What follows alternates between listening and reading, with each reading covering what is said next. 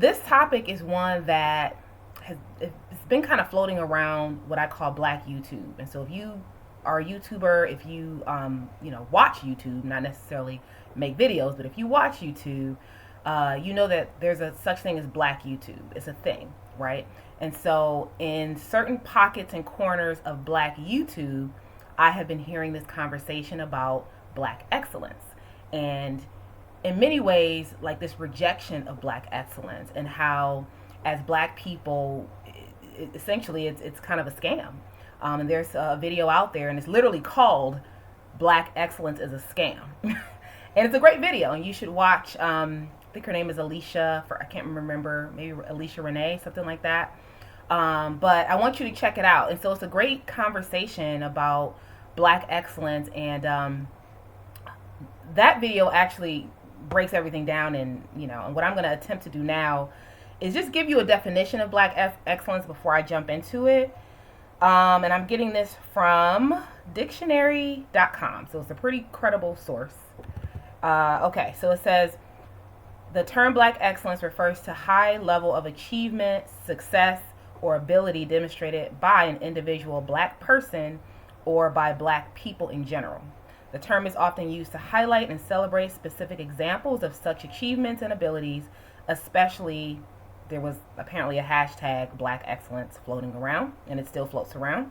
In some cases, the term is used to refer to an aspiration or goal to be achieved, or to a mindset used in the pursuit of such success. All right, so the definition goes on and on. So I'm going to actually give you a different sort of take on it from a different website. I believe it's Medium, in a moment. So I'm just going to kind of pause it there, but I just kind of want to talk about how, why this Black excellence and rejecting it resonated with me is because it's actually a term that I never really identified with to begin with. I've never really embraced Black excellence, and I'm going to explain why. And please comment below if you want more than what I'm giving on this video, because there are actually so many directions I can take this video, and to be honest with you, my head is spinning. I don't even know where to start. And I have some notes, and I'm going to try to refer to those, but I'm probably going to go off topic here. So I think where I want to start is with this allure of Black excellence. So for me, the introduction of Black excellence to me was learning about Howard University. And that was when I was in high school, when I was trying to decide where I wanted to go to college. I don't know how I found out about Howard. I didn't even know hardly anything about Howard other than the fact that it was a HBCU, and it was one of the best HBCUs. Don't come for me. That's, again, what I heard at that time. I know that's debatable. And so I just wanted to go there. I wanted to be a part of what I interpreted at that time as Black excellence. And again, it's just this allure of Black people being successful, doing well, graduating, making money, just the whole piece of it. Now, I did not go to Howard because Howard is very expensive. And so I did not have the money. I didn't even apply because it was, once I saw the price tag, I was like, no, I'm not paying that.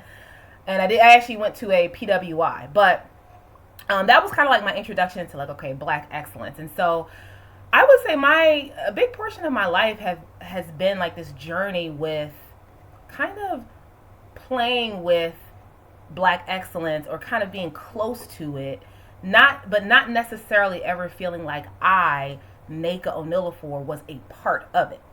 And that's not a bad thing. And I think why I have kind of felt that way is because a lot of the jobs that I've chosen to work, or the ways in which I've chosen to, spend my free time or whatever it is, I've been a poet. I am a poet, a writer, an author. I've never chased money. And not to say that you have to chase money to be excellently Black, but I had opportunities, and I could have applied to work at, corporations. And, I don't necessarily climb career ladders, even though I probably, maybe I should be doing that. But I think there has been a tension, an internal tension for a long time within myself, as far as, Black excellence and where do I fit? And again, and I haven't, to be honest with you, I've never talked about this out loud, so it's a little kind of an awkward conversation to have, because I think it's something that I've, within the last several months, have been working through. So I'm working with a coach right now, and she's helping me to personally unpack a lot of different things. But one of the things that has come up is sort of me feeling like there's an expectation for me to strive more, be better, make more money. You know, of course I'm going to strive to be better, but make more money, climb a ladder, you know, be maybe a part of a rat race of some degree, since I'm still relatively young. Not really, but and so I've had this kind of, in some ways it might be a societal pressure, because I did go to college and I did spend money and I do have student loans, and so it's like, well, I don't want that to be for nothing. You know, I want to make sure I get my money's worth, get my bang for my buck. But then at the same time, it's like this internal almost spiritual component of me wanting to do what feels right and wanting to live out my passion and not wanting to follow the crowd and just kind of not, you know, wanting to fit whatever society's expectations are.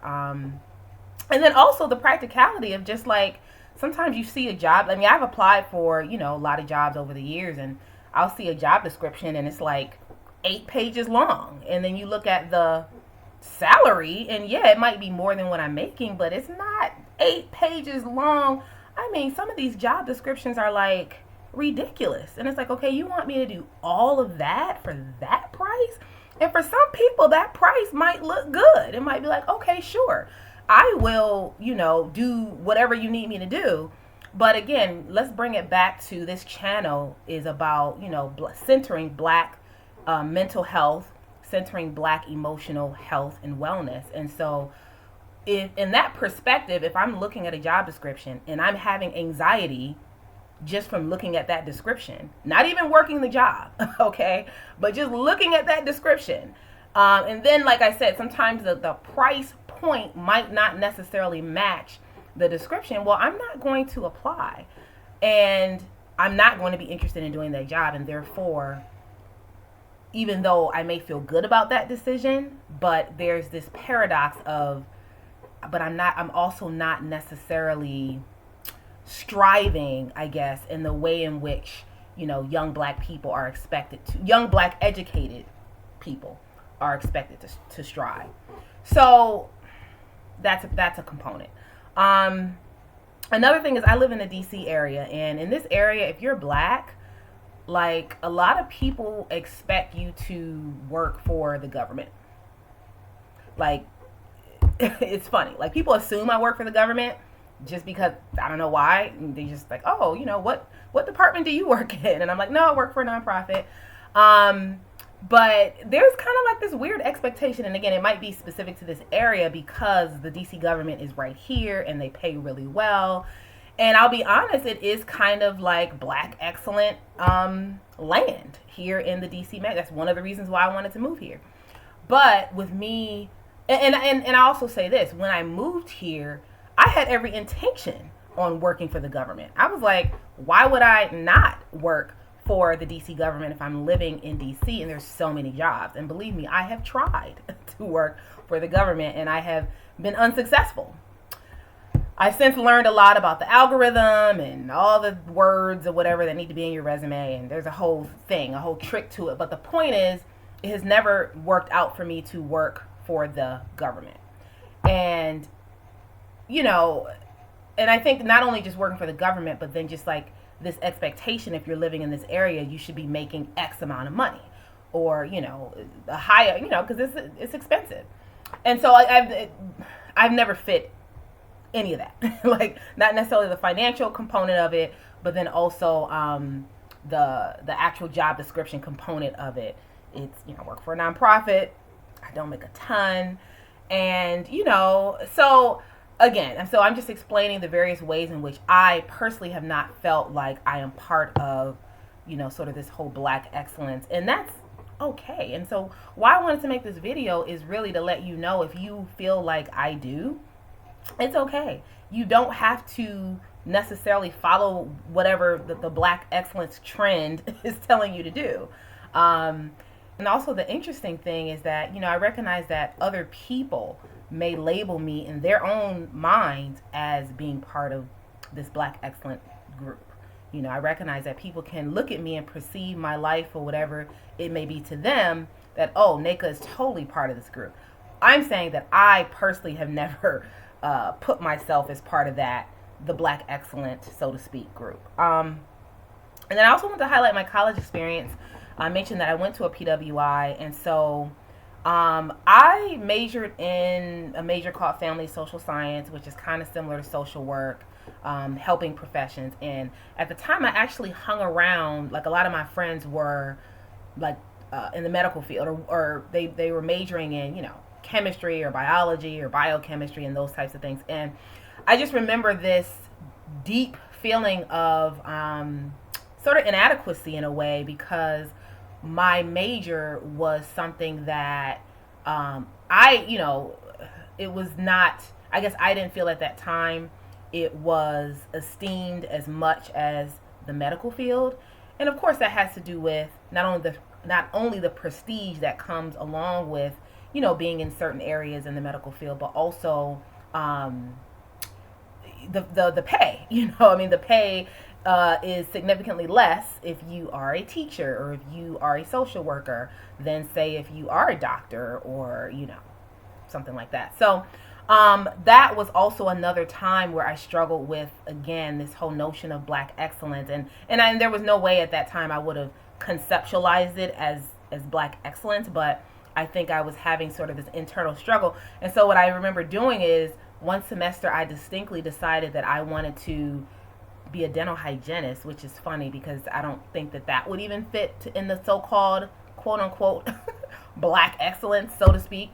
But I tried to change over to like a medical related major because I wanted to be part of the crowd and to feel like I was I guess exceptional to some degree.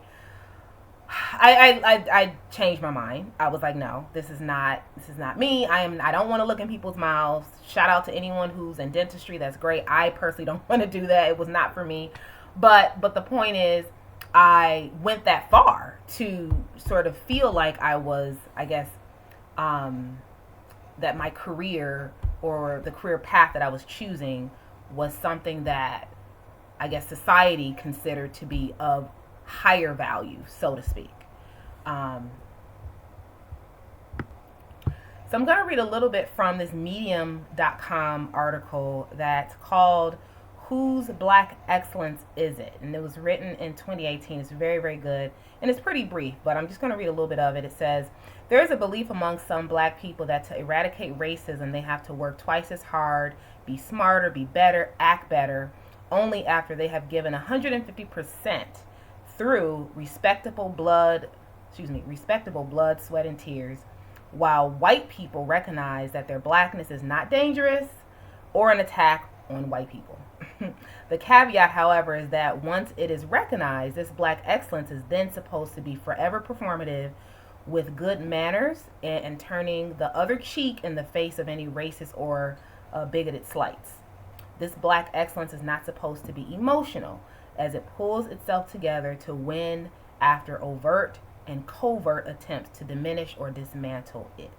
So I'm going to stop there. But I love this article, and if you have a chance to go on Google and type it in. And so what it does is it highlights this component, like this performative part of Black excellence. And I love when it talks about the emotional piece, is that, it's this idea that as Black people, we're supposed to strive and push and, be resilient and overcome all obstacles and show up to work and smile.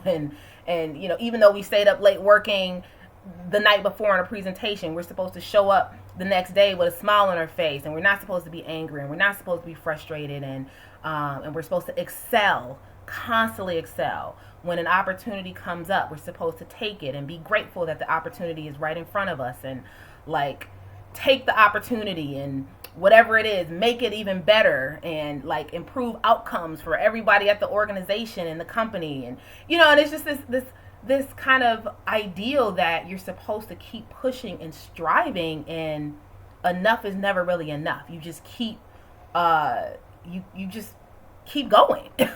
And like, let's talk about like Black exhaustion. Let's talk about Black frustration. You know, there's a lot, I think, when you talk about Black excellence, there's a lot that's not said about what does it take to be quote unquote excellent. It's almost like you're saying Black perfection, and we all know that that does not exist. Perfection is just impossible, unless you're God or Jesus. So, you know, I wanted to just come on here, and again, I'm not an expert on this topic.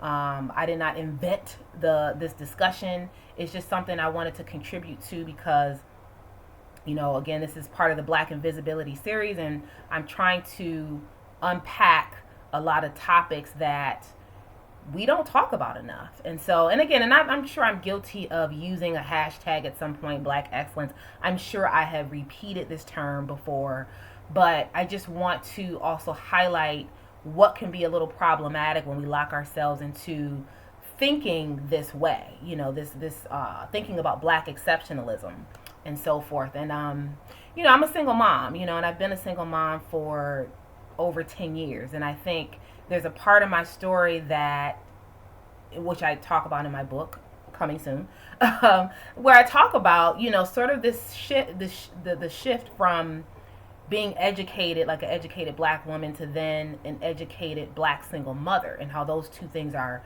you know, very different, you know, very different journeys. And so I think there are certain groups of people who, even if they are striving and succeeding at work and maybe kind of meeting this Black excellent mark because of maybe their other social statuses that they may hold, whether they are single parents and so forth, that kind of puts them out of this exceptional group.